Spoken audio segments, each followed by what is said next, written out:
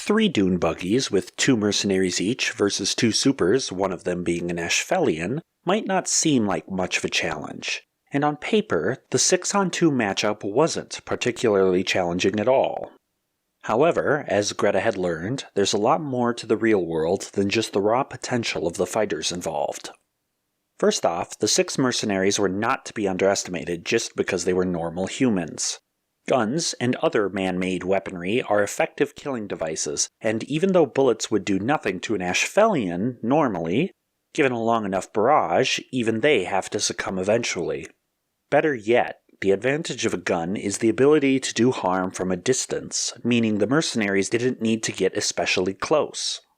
And to help towards that end, their vehicles would go a long way. Having appropriate transportation meant they could outpace the supers and maintain a safe distance. In effect, the vehicles would become the defense to their guns' offense. But perhaps even more than the advantages the mercenaries had were the disadvantages Greta Alhross and the villain Karma faced. Simple though it was, the fact that the two were handcuffed together greatly reduced their options. Communication and cooperation would be critical, but naturally the two had never done so before they had been tossed out of a plane, so they had no shorthand nor any understanding of how the other fought. This was especially troublesome for Greta, who was easily the stronger of the two. Karma's power allowed her to assume any face and to slightly alter her body proportions, which was an invaluable tool for infiltration and espionage, but rather unsuited to a stand-up fight. Greta was much better equipped for such a task, but she was tied down, literally, by Karma. Performing at her usual pace would surely injure the woman next to her in addition to slowing her down simply from the added weight. Her mobility was reduced, and she was effectively forced to use one hand in the battle. And while she could take a beating, if she wanted to ensure Karma's safety, which, while she wasn't thrilled about, she was obligated to ensure, she would need to make sure the latter was out of the line of fire. Effectively, she had her I-beams and one hand's concussive blast to work with.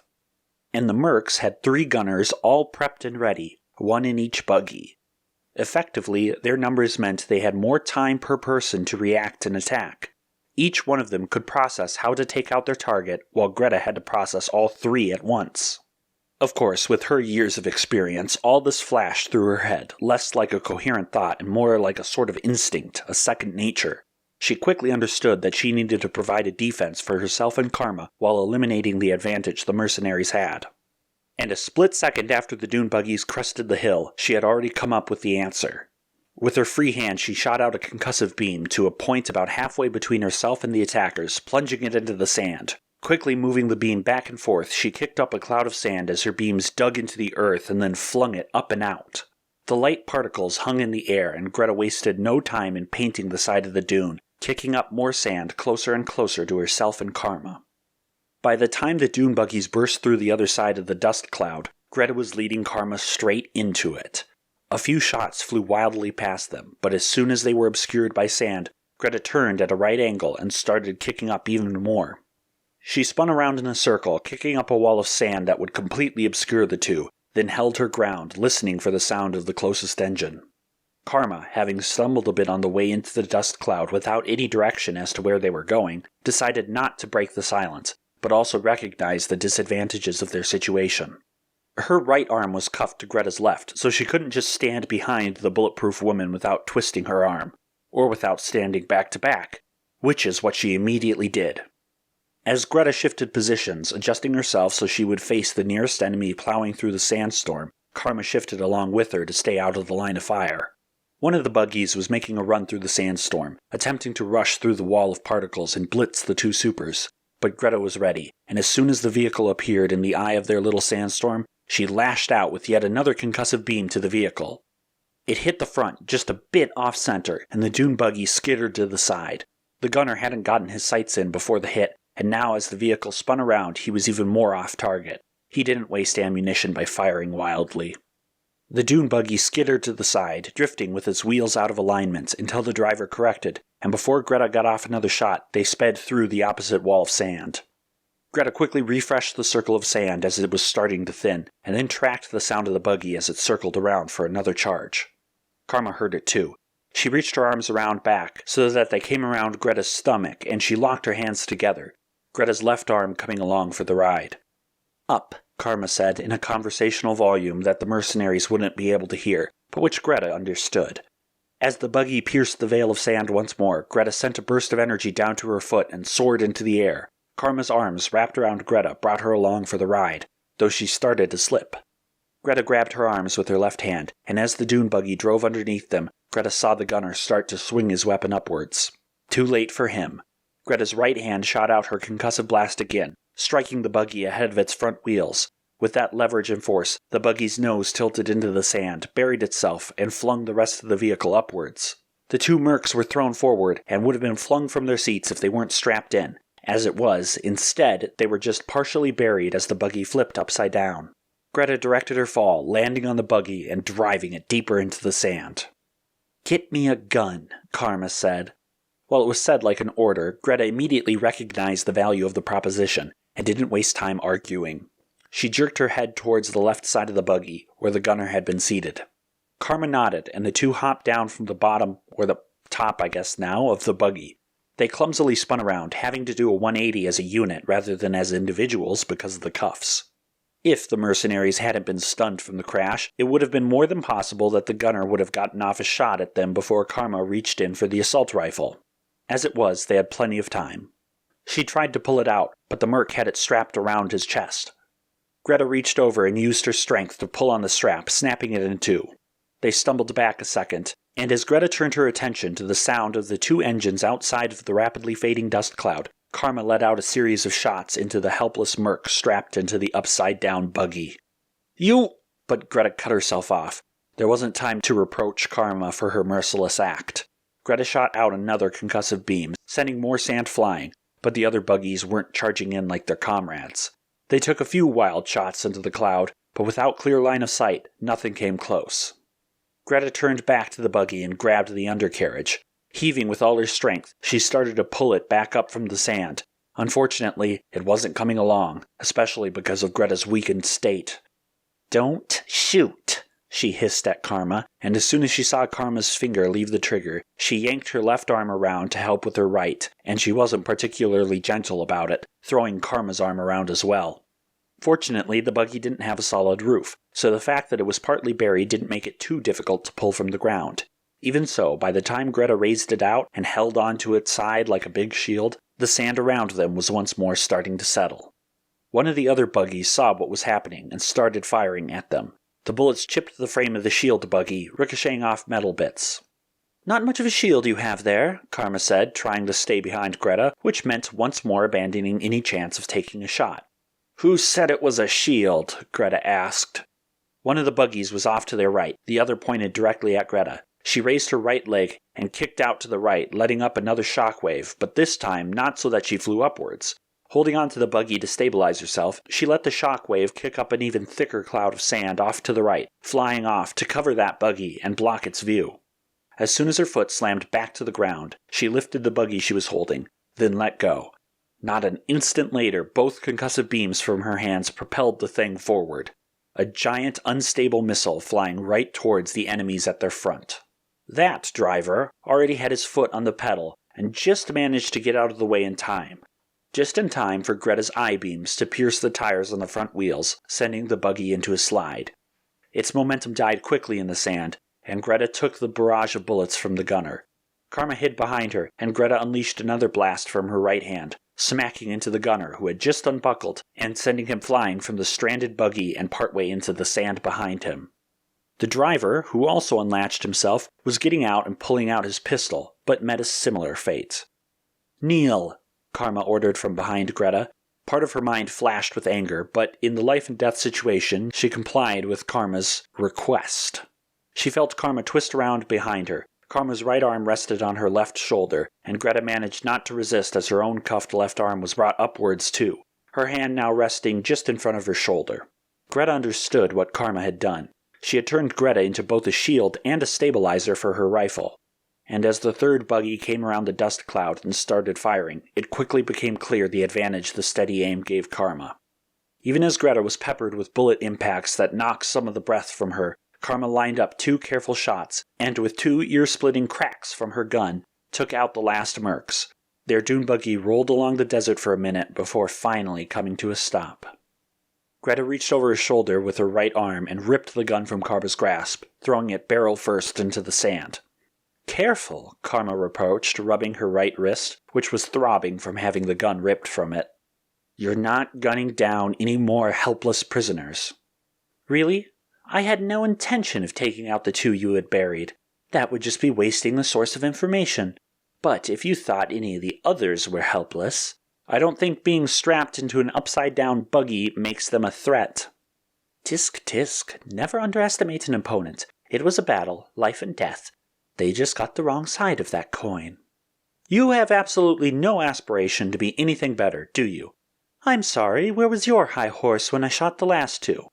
"That is a different situation. Yes, you certainly couldn't have done anything to have taken them alive. You were really punching above your weight class there, weren't you?"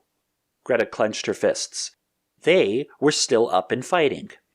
"Oh, yes, I see, because a killing blow has never come from an apparently helpless opponent." Greta stared at Karma's cold face, thinking about how many times that woman had been just such an apparently innocuous individual. Karma must have sensed what she was thinking, because she quickly changed the subject. "We should tie down the 2 stragglers before they get their weapons ready." A minute later, and the 2 had done just that, tying the last 2 mercenaries up with some cord they had found in the dune buggies, and searching them for any other weapons. The assault rifle, 2 pistols, and a few knives were taken from the men, and set in a pile several feet away. "Well, let's get started," Karma said. "I'll handle this," Greta said, worried about what Karma had in mind. Karma shrugged. "Let's start off with the basics," Greta said, looking down at the 2 unmasked men. Both had close-cropped hair and a few scars on their faces. Their eyes were dull, their jaws set, looking vaguely in Greta's direction. "Who are you?" she asked. Neither reacted to the question. "Who sent you?" No reply. "You're not very good at this," Karma observed. Greta walked several feet away, bringing Karma with her before hissing back. "I suppose you have a more direct way?" "No need to jump to the worst conclusion. I can do this with just words. It just involves some strategy and tact." "Just words." "I won't lay a hand on them." Karma laid her hand over her heart. It was her left hand, but her right was currently bound. She seemed sincere. Greta had to admit this wasn't her area of expertise. She knew that there were humane ways of conducting interrogations, but that was never her job. They had experts for that. She severely doubted Karma was proficient in much of anything humane. But then again, her style was infiltration and clean kills. Nothing too messy. She might just be telling the truth. And if she wasn't, it would be trivial for Greta to pull her back. She was still apprehensive, but she nodded. "Excellent," Karma said, and gestured for them to return. Greta walked with her. She allowed Karma to kneel next to the first man, a bit closer than she would have liked, but Karma made no move to touch the man. "Griffin pays well, doesn't he?" she asked. "Don't bother to answer." The man showed no sign of reacting anyway. "I know it's against protocol. Hypothetically, if I had been hired by him, I wouldn't talk much about it either, even if he had dumped me in the middle of the desert and sent a team to cover up loose ends." No response, but Karma didn't seem to mind. She went on conversationally. "So I don't expect you to tell me anything now that you'll miss your rendezvous. You will, by the way. You should have asked for GPS installed into your buggies, but I know you thought that would threaten your anonymity or something. Unfortunately for you, that means this thing," she held up the GPS device she and Greta had recovered from the plane's cargo, "is the only thing identifying your location. And wouldn't you know it?" She casually tossed the device over her shoulder into the sand. "I lost it. And that will make the travel that much more annoying. When we strap you to the back of the buggy and make our way north, there won't be anything telling us where to go." Greta wondered how Karma knew the GPS was a tracking device. Then she thought about it and realized it wasn't such a wild guess after all. Who else would have known they were somewhere in the desert but Anton Griffin? And how would he know exactly where they were unless they took something with a tracking device? And a GPS was basically that, wasn't it? Anton may have planned this from the beginning, expecting that if somehow they survived, they might salvage some equipment, and by doing so, letting him know both that they were alive and where they were. But Greta couldn't help but wonder if the high-tech handcuffs had a tracker instead. That would be just as effective. How could Karma know that wasn't how they were located? But she didn't interrupt. Now, Mr. Keene, I'm sure you're aware of the trouble this provides. Just as in the Cambodia job, your contract has left you merely enough supplies to last until pickup, and certainly not to get very far, lest we capture your equipment, of course. Since we have done so, we have an unfortunate dilemma on our hands. We could extend your small cache of water by sharing it amongst 4 mouths, but I certainly see no use in that, and you will be unable to help us with the job of surviving. Unfortunately, I can't let you simply stay here and report back to whoever hired you. Now, while my friend here might twist my arm into making me share, you did also ruin her day, and she might not be in the sharing mood. Either way, you're going to have to hope that we make it to some water, because no one else is coming for you. Your mission is scrubbed, and you're expendable. This is a life or death situation out here, a matter of survival. Keeping you alive means we're less likely to survive, and even heroes won't sacrifice themselves just for you two. Like I said, expendable. Unless, of course, you can convince me otherwise. They said nothing. Karma stood up. Why don't we tie them to one of the buggies, and then we can start loading supplies? Greta nodded slightly, and as the two walked off to gather the canteens of water which had been provided to the mercs, she turned towards Karma and asked, How did you know his name, and that he worked in Cambodia?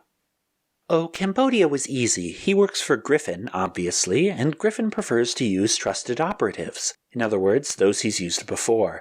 Almost every merc in his employ has had dealings in Cambodia. Lots of similar execute and extract jobs after a fiasco for his company there. Ramifications still to this day. Ugly government job. So you guessed. Educated guess. Just like for his name. He looks to be of Irish descent, I'd say, and it isn't uncommon for mercs to spread stories of their scars. I happen to know of stories of one Keene with 2 little scars above his eyebrow who brags that it was from a snake who bit him in the face. Keene is an Irish surname. That same Keene with the scars had worked for Griffin, put all the pieces together, and voila. You suspected all of this, and you didn't tell me. You didn't ask. What if you're wrong? I'm not. How can you know? I saw it in his eyes. Karma grinned slyly. Greta hadn't seen any change in the man, but Karma seemed supremely confident. And what if you had been wrong when you were asking these questions? Then we gained nothing, just like before. But more likely, I would gain something from his reaction, and I still knew enough to show him he was out of options. You know, you're acting like you've gotten answers, but he hasn't said a word. Yet. Let the reality sink in as we drive away. Let him feel truly helpless, and then he'll start to crack just a little. But he won't confirm that he was hired by Anton. No, he won't. Then I don't see what we're really going to get from him. We're going to find out where Griffin is going to be. So? Well, once we get these cuffs off, I think I'll pay him a little visit. You're going to try and kill him. Do you really have a problem with that? In many ways, Greta didn't. Anton Griffin had caused immeasurable suffering and was unrepentant about the whole affair. The world could only benefit from his absence. But Jack Alhross had insisted on bringing him in legitimately. It meant that he never had. Maybe that was a mistake on his part. No, Greta thought fiercely. If she let go of what he had taught her, then he would be truly dead. If only for that, she couldn't let Karma go through with this. I'll be the one to bring him down, she finally said. My way. Karma was surprised at that response. It was competitive. Then we have a race, she said, though without the mirth the words suggested. You said you wanted stability, right? The status quo? Taking down Griffin would be a massive blow. Wouldn't that go against your code or whatever? He crossed a line. I knew there was more to you. Greta grinned her own sly grin, but didn't press the argument. This time she felt like she had come out with her feet solidly planted on the ground, and it was Karma who was left flustered. The two of them finished packing up one of the buggies, ensuring they had their own supplies but leaving the GPS. They knew which way was north, and they just had to keep going in that direction until they hit the sea. If the handcuffs did have a tracking device, they would just have to be ready for another attack. This time, though, Karma would be armed as well. The battle had taken its toll on Greta, and she was starting to feel exhausted. She was more than grateful that Karma would have to be the one in the driver's seat, and that they had a vehicle. Once again, the rude reminder that she had left the hospital just days before was unwelcome, yet impossible to ignore. They drove for a couple of hours before the small amount of gas in the tank gave out. It seems Anton didn't want to risk giving them too much of a chance to reach civilization. "You know what, Greta?" Karma asked, all too casually and a little too loud, as they finished stuffing their remaining supplies into a couple of packs. "I think we should camouflage our vehicle here." "What do you mean?" Greta asked slowly, not seeing where Karma was going with this. "Well, if someone hostile were to send aircraft looking for us, I'd hate for them to see such a conspicuous blot in the desert below." "Sure," Greta said. The thought had crossed her mind. "But just how do you plan to do that?" "That trick you did back in the battle, whipping up sand like that. I bet if you did the same here, you could get the vehicle buried in no time." Greta froze. She had a bad feeling she knew what Karma was getting at, and she had no idea if she was being serious or just playing mind games. Hissing to Karma in a low volume so the two prisoners couldn't hear, she said, "I'm not burying people alive." "Of course you're right," Karma said in her loud voice. "We do have to decide if we'll take them with us. It will be much more difficult trek to drag them along now that we don't have a vehicle." "Karma," Greta hissed threateningly. The other woman was smiling as if this were a perfectly delightful chat about Sunday plans. "That's true," she continued as if Greta had said something completely different. "There is a third option. I believe we have plenty of tarp. If we drape that over the buggy and our friends here, we could cover that in sand, but leave a little air hole. Though I don't know how they would be discovered before starving." "I know, let's see what they think." Karma was grinning more maliciously now. She was daring Greta to protest, to break their apparently unified front. If she did so, she was throwing away a tool they had to get answers. But maybe Greta didn't want to get answers. What good would it do her if the mercs told her about where Anton was headed? It wouldn't help bring him to justice. Greta's face went stony. She was right. This was a waste of time purely for Karma's gain. She wasn't going to play along. Karma must have seen her mistake, as her smile faltered just a little. It was her turn to whisper. "Give me one chance. Words only," she promised. Greta hesitated. There was no need to give in to her wish. She could just say no, and that would be that. Maybe it was because she was tired. Maybe it was because she still sensed that she needed Karma. And maybe it was some sort of trust that had developed after their battle. Okay, probably not that last one, but for whatever reason, Greta nodded. The two walked over towards their prisoners. Karma leaned over them. "What do you think, Keen?" she asked. "Do you prefer burial under the sand or under the tarp? I mean, I guess they're both under the sand in a sense. Whoops, I forgot the blindfolds." All at once, Karma drew out 2 strips of fabric that Greta wasn't sure where she had gotten and quickly fastened them around the eyes of both men. "Much better," she said. "Greta, I don't think they're going to vote. So let's decide amongst ourselves and make it a surprise. Raise your hand for burial in the sand." "Wait," the man named Keen finally said. "If I help you, you'll help us, right?" "So much work," Karma moaned. "I would have to drag one of you, and I don't have any super strength. I'm a bit frail, and the desert's getting to me. It would have to be really, really worth it." "All right, you can drop the act." In an instant, Karma was on top of the man, gripping his shoulder and holding a knife to his throat. Greta was too shocked to do anything immediately, trying to process where the knife had come from. It must have been from the stockpile they took from the mercenaries, but how had she hidden it with Greta always right next to her? "Who's acting?" Karma said, eyes bugging out of her skull and teeth bared in a sadistic grin, even as the man before her couldn't see the expression. That was it. Greta yanked back with her arm to pull Karma away. A split second too late. A tremendous shock with a snapping, crackling sound emanating from the two men filled the air, filling it with the smell of something burning and making every hair on Greta stand on end as she felt every muscle in her body convulse. When she came to, the smell of burning hair and electrical wiring filled the sandy landscape. Lifting her throbbing head, she saw the two blindfolded men still strapped to the buggy. They were nothing but blackened husks. Some of the plastic bits on the buggy's interior were melted, and Greta thought she could see reflecting bits of glass in the sand just underneath where the two men were held. She quickly patted herself down as if checking for injuries or burns, but aside from the nasty convulsions she had felt before her brief, was it brief? Blackout, she seemed unharmed. Then she turned towards Karma.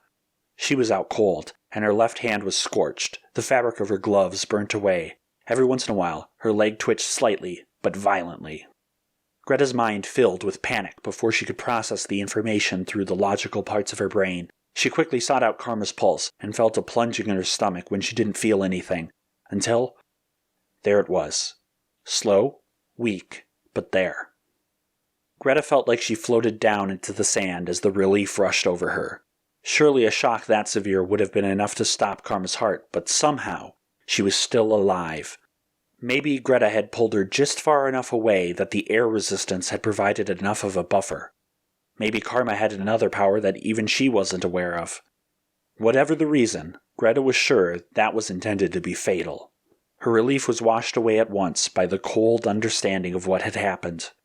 Griffin had indeed set up contingencies in case they not only captured his mercenaries' supplies, but in case they captured the mercenaries themselves. How Anton had secretly injected them with whatever this device was, she didn't know. She also didn't know if it would have survived the discharge, or if it would self-destruct, but she was betting the latter. She reflected that it was good, if twisted, that the device is only activated inside of living people. She and Karma had cleared the buggies with the victims of the latter's accuracy and suffered no effects from touching those men. Upon reflection, she wondered why the charges hadn't activated when they tied the survivors to the buggy. Was it because the metal of Karma's blade touched, ever so briefly, the skin of Keen's neck? But the buggy was metal. Surely the mercenary's skin had come in contact with that at some point. Maybe the devices could somehow sense when a person was touching them, but waited for the most conductive opportunity. Greta decided to stop thinking about it. It didn't matter anymore. It would take someone smarter than her to figure it out, but whatever the case, she was stuck with the problem now. Karma was out, and even when Greta tried to gently shake her or feed her water, she didn't seem to wake. She was going to have to carry all the supplies and Karma to safety, and with every muscle in her body aching, she wasn't sure if she could make it. But first thing was first. She did indeed cover the dune buggy in sand with her concussive beams. It took longer and was harder than Karma had made it sound, especially as the buggy was covered more and more in sand. It became more and more difficult to get the sand up top and stay there. Her concussive beams sent sand flying all right, but they didn't exactly direct the sand, instead sending it flying wherever. She had to test out several angles and adjust based on the wind before it was finally covered. And when she was done, she was done. She was out of energy and was starving. She downed most of one of the 6 canteens of water they had and forced herself to save some. The mercs hadn't brought any food with them, and that was killing her. She had exerted herself beyond enough today, and the thought of having to drag supplies and the unconscious Karma to the sea was too overwhelming for her. She decided she would call it a day. She tried to stay awake, or to wake up Karma, sure that it wasn't good that she was still unconscious, but sleep caught up with her first. Common sense would tell you that you should sleep during the day in the desert and travel at night. There's a lot of sense to this, but because it was February and the desert was actually very mild, temperatures in the low 70s, Karma and Greta had decided against this. That might have been a mistake, but Greta didn't exactly have time to consider when she fell asleep. When she woke up, she could feel that she had been out too long. The sun was rising again. Her muscles still ached a little, and she felt sore and uncomfortable. She hadn't made a real shelter, and both her and Karma were partly buried in the sand that had been blown around in the wind, which just made Greta feel incredibly uncomfortable and itchy. The good news was that there was absolutely no sign of the buggy. Greta wasn't even entirely sure where she had buried it, even though she had been the one to do so. The bad news was that Karma was still out. A quick check on her vitals told Greta that she was still alive, but she showed no signs of moving. With a sigh, Greta realized she would indeed have to go through with carrying everything. After shoving as much supply she could into her pack, she slung it across her back, tossed Karma across her left shoulder, and with her right hand held Karma's pack that still held some supplies, and checking her course against the rising sun, set off north. It was about as painful as she had anticipated. Not only did her joints ache, but the unending landscape of sand started to make her feel absolutely insane. After each dune, there was another, without end. Her legs started to give out a few times, and she forced herself to take breaks. She had considered trying to use her powers to make leaps and bounds across her journey, but concluded that the stress of jumping and landing would just do more damage to her tortured body. Okay, fine. Maybe she should have listened to the doctors and taken it easy for a few weeks before charging off on this quest. But how could she have known she'd end up in the middle of the desert? That wasn't her fault. If Karma and Anton hadn't figured out some sort of sneaky trick, everything would have been fine. Stopping for the 5th time, she threw all the equipment and Karma down into the sand. Hair plastered to her face with the sweat, she couldn't take it anymore and felt anger rising, even through her exhaustion. "This is all your fault," she shouted at the unconscious woman between gasping breaths. She raised the handcuffs to her eyes and again tried to split them in two with her eye beams, but these just simply flickered out of existence as soon as they shot out and left her with more of a headache. She ripped out a canteen of water and started downing it. About halfway through chugging the water, trying to clear her dehydration headache, she suddenly felt sick. She kneeled to the ground and puked. Disgustingly, it was almost entirely liquid and left a horrible taste in her mouth. She forced herself to sip slowly, furious at herself for wasting the little water that she had. It was still very difficult to down the water slowly, because aside from her splitting headache, she really wanted to rinse the vile taste from her mouth. She almost considered just using some of the water to rinse and then spit it out, but now she was determined not to let a single drop go to waste. Even with her face screwed up in disgust, she forced herself to down little bits of foul-tasting water, even as she gagged. She kept a slow and steady pace, and eventually started to feel marginally better. Just better enough to resent Karma once more. "You know, I used to be able to fly, right?" she said. Of course, Karma didn't respond, but that wasn't really the point. It was either talk to herself or go crazy staring at the endless sand dunes around her. "Yeah, we could have been out of here in a matter of hours. Just leap up and zip away. But no, because of you, I have a chunk of xenocyte in my head. If it wasn't for you, we'd be out of this mess. Then again, if it wasn't for you, I wouldn't be in this mess in the first place." Karma moaned softly. "I'm sorry. Is this tough on you, sleeping through all this? Through this entire journey on foot? Yeah, sleeping is so hard. You know, it was pretty rough when I had to sleep in a hospital and got woken up every 5 minutes. So, you know what? I'm sorry if I'm bothering you. I really don't know why I'm worried if you're dead or not. It's not like you can really make it harder for me anymore. You already tried to kill me, but here I am, being a good person and keeping you alive. Tell you what, if we do make it out of this, you can forget my deal. I'm locking you up, like I should have done in the first place. Promise or no promise, you are not worth this hassle." Karma shifted slightly, moaned again. "Yeah? Well, sorry, my sympathies run out. I'm going home, and you're going to jail, deal or no deal, because you shot me." Greta collapsed onto her knees and started crying. She had fallen back into the hole from the hospital, and somehow sank deeper. She was nobody, out in the middle of the sands. She'd never be able to live up to her father, in virtue or capability. She was half an Ashvelian, and that barely mattered because she was going to die in the desert all alone, with no one looking for her. This was it. This was the end of her story. No going out with a bang, just slowly fading away from the entire world. No one caring that she vanished. She laid down in the sand, uncaring, and waited to die. "Really? You're that pathetic?" Greta opened her eyes. Sitting on the red-gold sand beneath the dark purple sky, Karma was staring down at her. "You. This is your fault, Greta said, but without much real conviction. Who cares? What? Greta blurted out. Who cares? No one else does.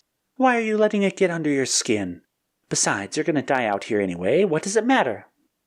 You're the reason I'm going to die out here, Karma mimed, crying. Oh, boo-hoo, I'm still 10 times stronger than the average person, but I can't handle some sand. And she threw some of the sand right into Greta's face. Greta tried to rub it away. What do you think you're doing? Boo-hoo, I'm not the coolest kid in school anymore, Karma went on, ignoring her. You know what? You're right. Why did I shoot you? I should have picked Sylvia instead. You leave her out of this. If I was stuck out here with her, she wouldn't be throwing a temper tantrum.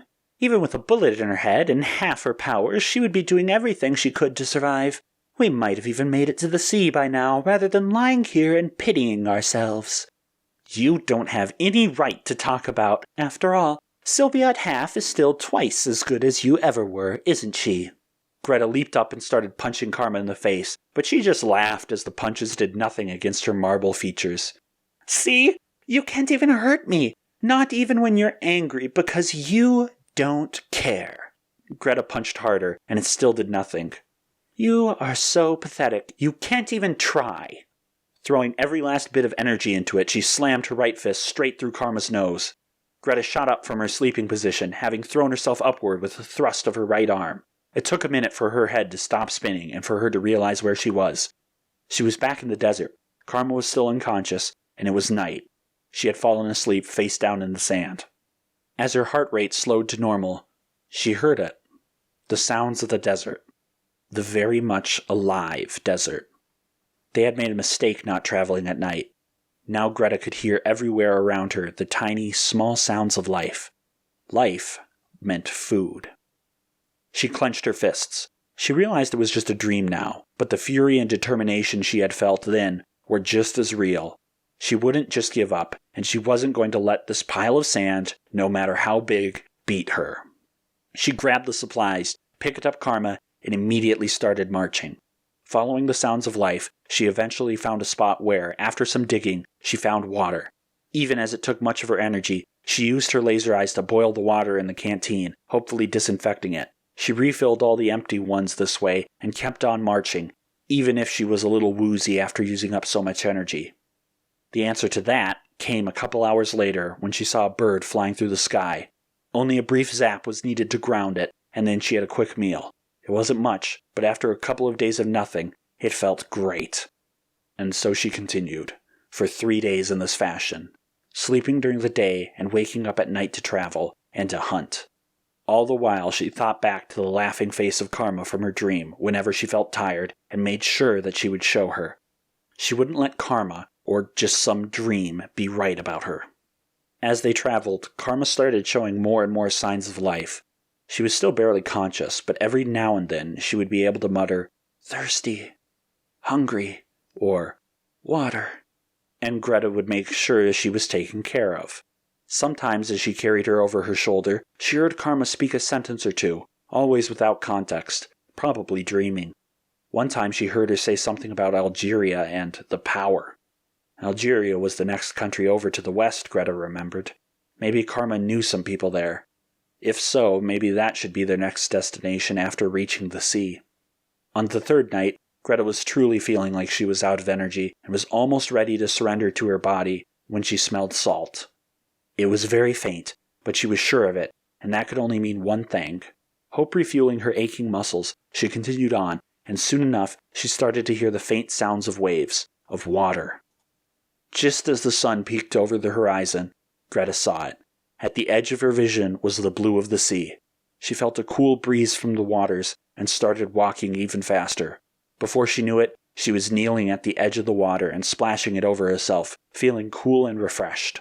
Even as tired as she was, she wasted no time in setting up a solar still. She dug in the sand until she found water, placed the scrap they had, which was shaped like a cup, in the middle, empty and dry, and then stretched the clear plastic over it all. She weighed it down with rocks at the end and one in the center of the plastic so that it drooped down over the cup, and then sat back and waited. It would be a long, slow process, but as she rested in the rays of the rising sun, She wasn't concerned. The sun would evaporate the water, and it would condense and drip back down into the cup, where it would be safe to drink. It didn't matter how long it took now. She could finally rest a bit. It was noon based on the position of the sun when Karma's stirring woke her. Greta was a bit irritated to be woken up from her sleep, but realized that Karma's stirring was a good sign. "See," Karma said weakly. "Yeah, that's right," Greta replied, still unsure if the other woman could hear her. "We made it." "Water?" she said questioningly. "I'm getting more. Here, you can have some from the canteen," and poured some down her throat. "Thank you," Karma said. "Well, you're talkative today." "Sleepy. Can't focus." "Well, it's been 3 days, and I haven't gotten even that much out of you, so you must be doing better." "Doing better," she said, and curled up on the sand again. "Maybe you should try to stay awake now," Greta prodded. I'm fine." "Yeah, sure you are. You took an electrical zap that might have even hurt me if I hadn't pulled you back." "Kill Ashfelian." "I wouldn't go that far, and you better not be getting any ideas." "I saw her face." Greta froze. Did she mean someone you were copying? "They did it." Greta relaxed just the slightest bit. Maybe Karma was just talking nonsense.